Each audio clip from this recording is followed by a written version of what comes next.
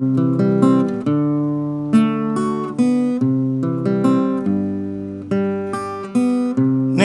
ala barigada.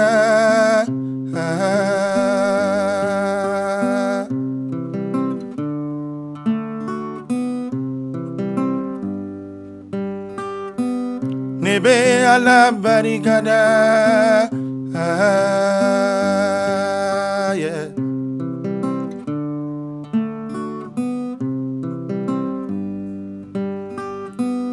Ala kane kamisilimiye neba barigada. Ala kane kesilamaye neba barigada.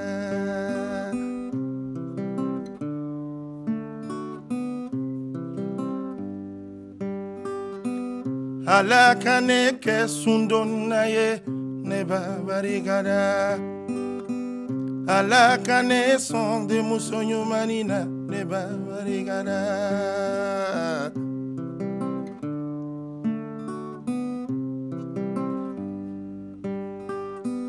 Ala kane son furu musola neba barigada. Ala kane kesilamaye neba barigada.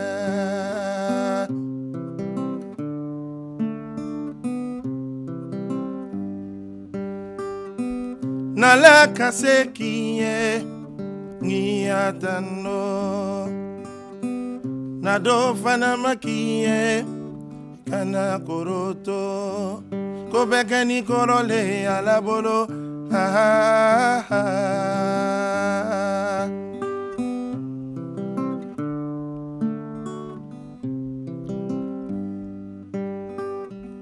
Do bedunu yakonobi. Olu fatanila. Do bedunu yakonobi. Olu natanila. Ala kane son bange manga fila la mabarigala.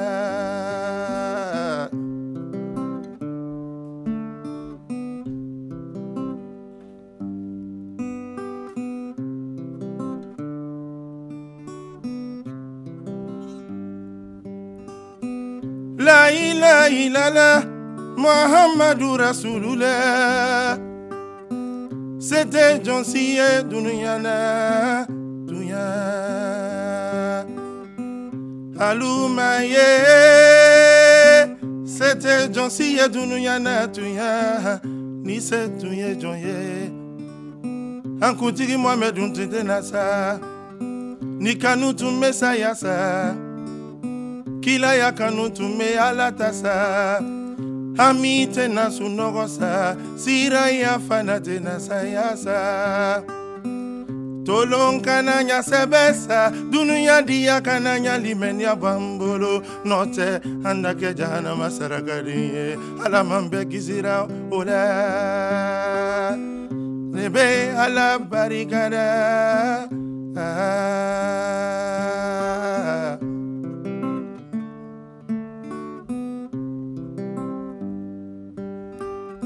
Barika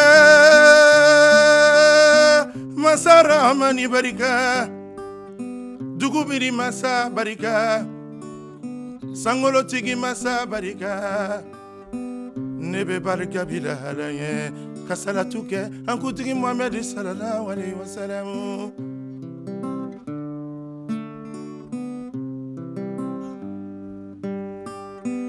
Ni ankutigi Muhammad tunte Walai, anu tunte na keslama ye lunzide nebe Muhammadu barikada. Nebe ala barikada. Yeah.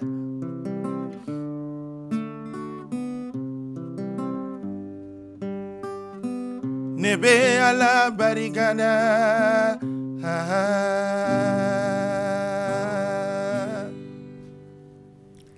Ibrahim Diabaté, bonjour. Bonjour. Ah, c'était beau, j'étais ailleurs. Hein. Oh, vraiment. J'étais où là? J'étais en tout cas au Mandingue. Ok. Voilà, et puis je me baladais là sur... Oh, oui. J'étais assise au pied du Fouta. Vraiment. Voilà, et puis j'écoutais l'histoire parler du prophète, paix soit sur lui. Amin. Et vraiment, je suis très contente de vous avoir ce matin sur ce plateau. La beaucoup. musique est douce, elle est belle, elle est envoûtante. Ah ouais, Merci beaucoup d'être là. merci beaucoup. Ex-DJ chauffeur, on en parle Ouais, tout c'est à ça. l'heure. Mais en face de vous, évidemment, il ne pouvait pas rater cette occasion. On est très heureuse de l'avoir encore une fois.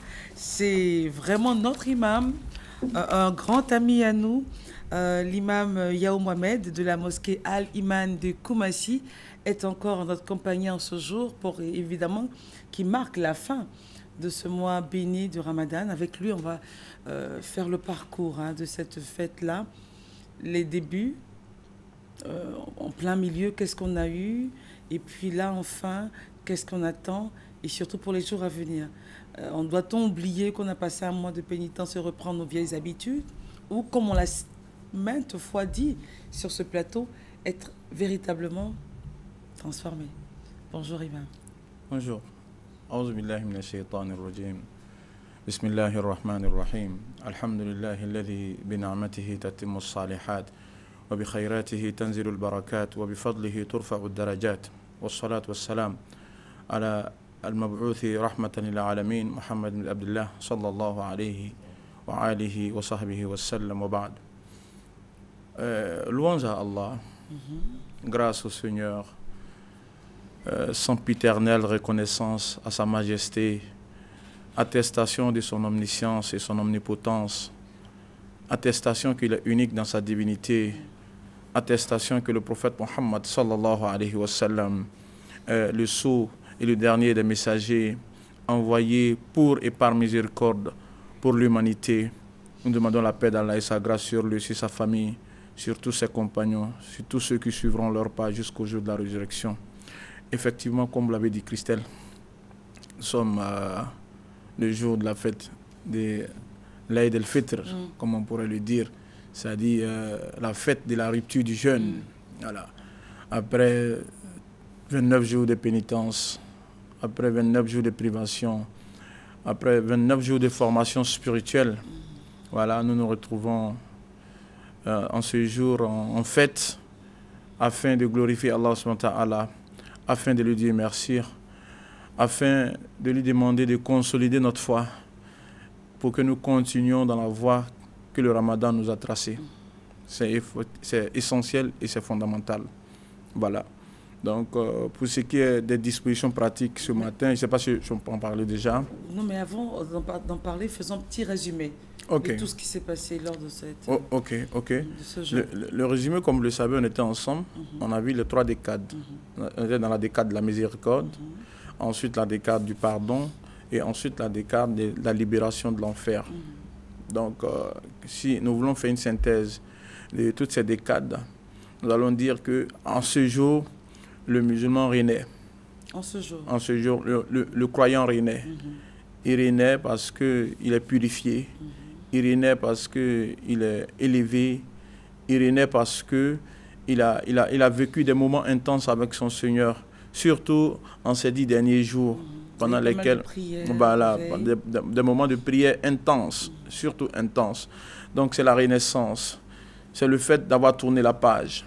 C'est le fait maintenant d'être en face d'une page blanche. Maintenant, à nous de réécrire cette page. Voilà. Donc, la réécriture de cette page, vraiment, doit s'accompagner de beaucoup de piété. Voilà. Ça doit s'accompagner de beaucoup de réserve, beaucoup d'attention. Parce que, comme vous le saviez, je vous avais dit, le Satan était, comment dirais-je, enchaîné par Allah subhanahu wa ta'ala, lui et ses adeptes. Et en ce jour, il est libéré. Donc, il est libéré, ça il faut être clair. Donc il vient pour faire un ravage. Il vient pour ravager, il vient pour reprendre sa place, il vient pour ramener ceux qui ont pu se tirer de ses filets. Il vient, vers le bas. Il vient pour se faire de nouveaux adeptes et tout cela. Donc il faut garder à l'esprit que nous devons être sur le qui-vive. Le col du Ramadan doit se perpétuer maintenant au niveau mental et comportemental.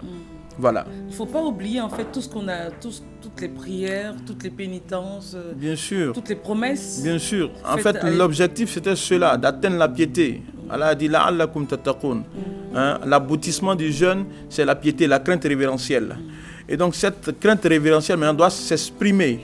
Le ramadan est parti, mais la crainte doit demeurer. La crainte doit se nourrir. La crainte doit grandir. Elle doit évoluer et elle doit atteindre le stade de ce qu'on appelle la certitude. Et comment? Voilà. C'est facile à dire. Bien sûr, on a toujours dit, hein, c'est facile à dire Facile et tout à ça. dire, mais à faire. Voilà, maintenant, c'est ce que je disais tout à l'heure. Il faut faire maintenant attention aux pesanteurs de la société, à tout ce qui nous retient. Reviennent, hein. Voilà, qui reviennent de manière perpétuelle. Voilà, j'ai dit que le shaitan est libéré.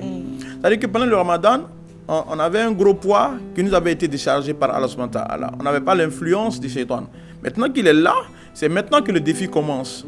C'est-à-dire, on va évaluer maintenant notre ramadan. On fait un bilan du ramadan. Ah d'accord, c'est là, à partir d'aujourd'hui. Voilà, en fait, à partir d'aujourd'hui, on évalue le ramadan. si ça marchait ou pas. Voilà, Si c'est de c'était savoir bon. si ça marchait ou pas. Est-ce que vous voyez? Si ça marchait, vous verrez que vous allez aller dans le sens de la piété. Vous allez aller dans le sens du rapprochement d'Allah subhanahu wa ta'ala. Dans le sens de tout ce que le ramadan nous a enseigné. La maîtrise de soi, le pardon, la tolérance, le partage, la générosité. Hein? Voilà, faire don de soi. Si on continue comme ça, c'est que l'évaluation elle est bonne, c'est que ça va, il n'y a pas de problème. Mais si on voit que voilà, on bascule vers les anciennes habitudes, il faut faire attention. Il faut se dire, ben, attends, je n'ai pas fait quand même presque un mois gratuitement. Il faut que je maintienne les acquis. Voilà. Ici, on est à l'heure du maintien des acquis. Alors ça c'est une décision. Bon, la décision, elle peut être prise. Hein. Je dois maintenir les acquis. Non, il n'y a rien à faire. Mais comment faire justement pour maintenir les acquis? C'est pour cela que je disais qu'au niveau mental et comportemental, il faut garder le cap du ramadan. C'est-à-dire quoi? Dans le mental.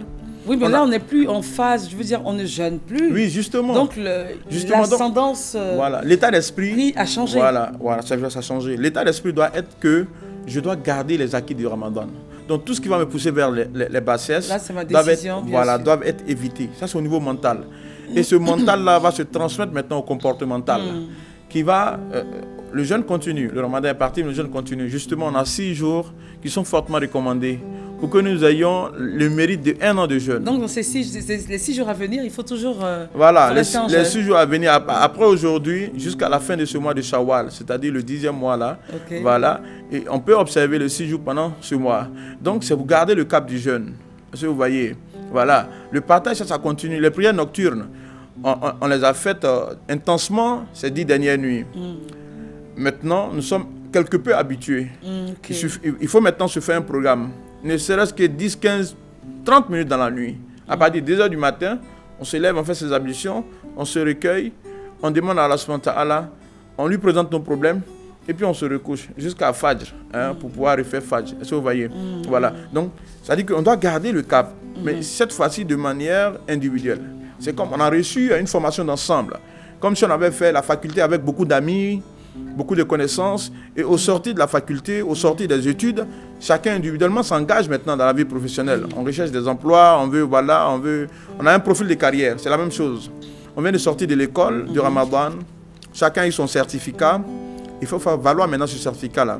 Il faut faire en sorte que nous méritions d'avoir vécu l'école du Ramadan. Alors, avec tout ce qu'on s'est dit sur le plateau, c'est qu'on devrait assister à une vie nouvelle, en fait. Bien sûr, à une transformation, du musulman. C'est-à-dire qu'aujourd'hui, le musulman maintenant doit tendre vers le meilleur. Après ce mois de Ramadan, il doit se dire, ben voilà, je viens d'augmenter en grade. Je viens de connaître 30 jours, 29 jours de privation, de comportement strict. Donc là, il faut que je fasse en sorte de garder cet état d'esprit, cette manière de faire les choses maintenant. Donc on va maintenant de grade en grade. Il faut évoluer, il faut avoir la jalousie de ne pas, laisser prendre. Voilà, de laisser prendre dans les filets du shaitan, de la bassesse, de la passion, de l'émotion, de tout ce qui peut nous tirer vers le bas. C'est très important, c'est un défi, c'est un challenge. Justement, parce que la remarque, c'est que lorsque c'est la fête, c'est la joie, on s'oublie un peu. Voilà quoi. Et Ibrahim ne me dira pas le contraire, non?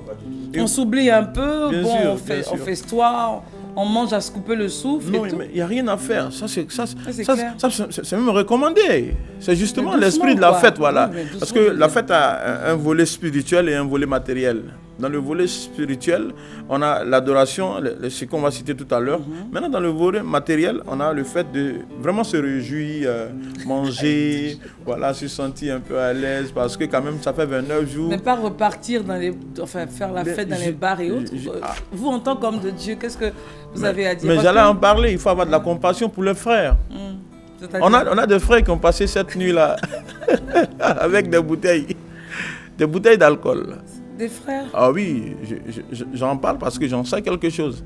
Des frères qui ont passé toute cette nuit-là à vraiment... Mais ils ne sont pas censés boire, non? Non, mais justement. Justement, et c'est ça le problème. C'est ça. Je crois que c'est le paradoxe, c'est le fait de ne pas avoir compris le Ramadan. C'est ça. Ils ont passé la nuit. Parce que normalement, ils ne doivent pas boire, non? Bien sûr. En dehors même du Ramadan, le musulman ne doit pas boire, mais ils ont passé toute la nuit à boire. Non, c'est pas possible. Avec de grosses bouteilles. Mais c'était une nuit de prière, de recueillement. Ah non, et justement. C'est-à-dire que dans la ferveur de la fête, il ne faut pas basculer vers les bassesses, il ne faut pas basculer vers le péché. Il y en a qui ont passé la nuit en boîte, il y en a qui les ont passés dans les maquis, il y en a qui les ont passés à l'air libre, avec les bouteilles, les casiers, bien tranquilles, et voilà, ils se sont mis à l'aise. Voilà, parce que voilà, on est libéré. Est-ce que vous voyez?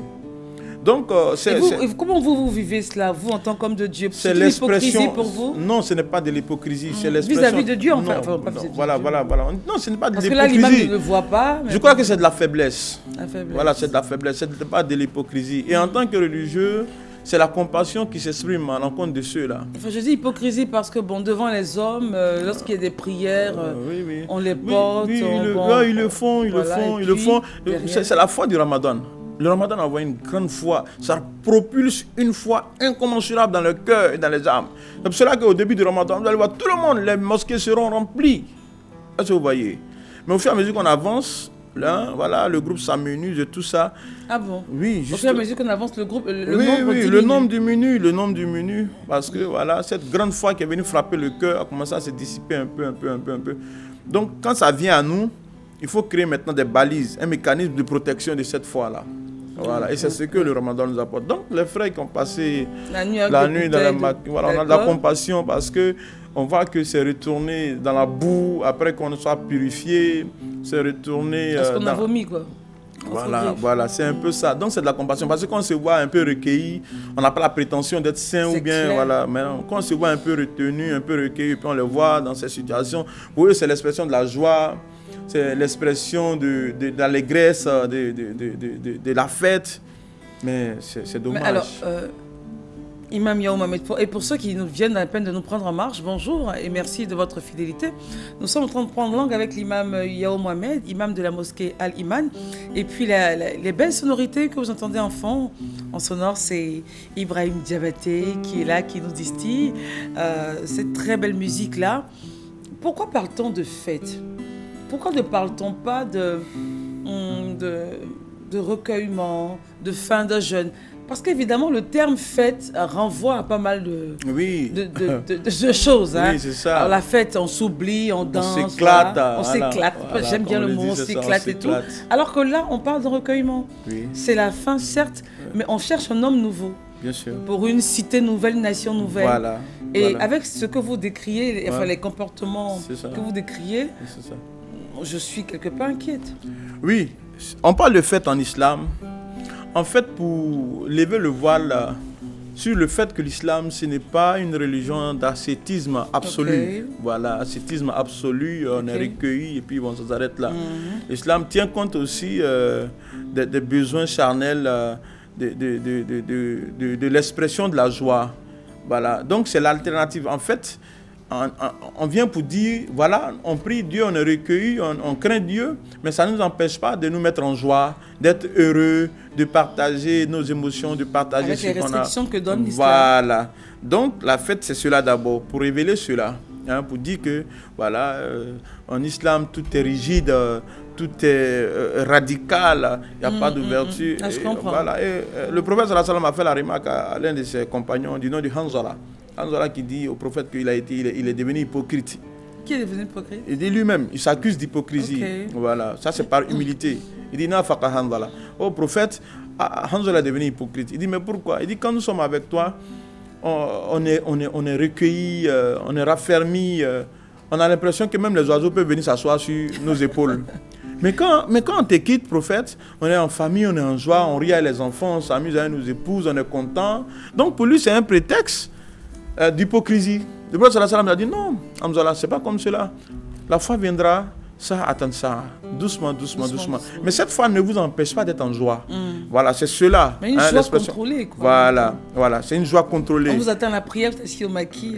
Voilà, c'est ça qui est dangereux. Donc c'est ça d'abord l'expression de la fête, c'est ça pour dire que, voilà. Et puis pour donner aussi l'alternative par rapport à ce qui se vit dans la société, voilà, les autres, il y a de la fête un peu partout.